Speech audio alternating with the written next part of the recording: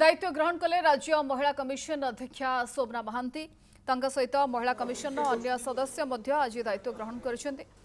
दायित्व नेबा पर प्रतिक्रिया रखिंट वर्तमान समाज रे प्रत्येक स्तर में दुर्घटना घटी चली मु पेशारे जड़े वकिल जहाँ मो तदंत परिसर को आसो न्याय देवाई उद्यम करी बोली महिला कमिशन अध्यक्ष कहते कमिशन को कौन चाप ना समस्त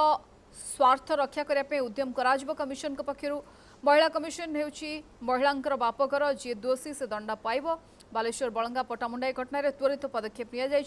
आगक दोषी विरुद्ध में कठोर कार्यानुष्ठान बोली नूतन भाव दायित्व नहीं महिला कमिशन अध्यक्ष कहते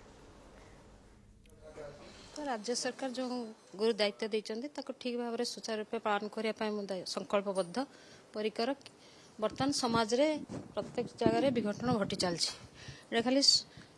समाज रे दायित्व अच्छी या राजनैतिकरण नक महिला मानकर सुरक्षा मु तत्पर अच्छी महिला मान समर्पित अच्छी राज्य सरकार त्वरित पदक्षेप ने आईन ऊर्ध्वे कहीं नुहति किंतु जी दोषी ता प्रति दृढ़ कार्यानुष्ठान ग्रहण करा जाउछि एवं त्वरित पदक्षेप ने राज्य सरकार।